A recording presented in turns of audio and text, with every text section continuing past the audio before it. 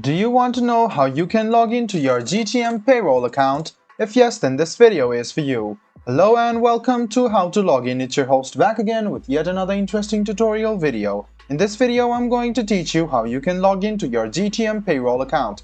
Go ahead and open any browser, go to the search bar to search for GTM Payroll login. Click on the first link which appears on your screen. It will take you to the official login portal of GTM Payroll and HR. What you need to do first of all is write down your username or email address in the first box. After you write down your username or password, go ahead and click Save Username for future use and then click Next.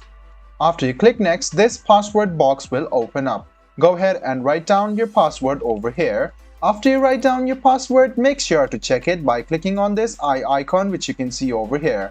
Then the final step is to click Next. This way, you can successfully log into your GTM Payroll and HR account. If you have forgotten your password and want to reset it, this is the link for you. Click on this link.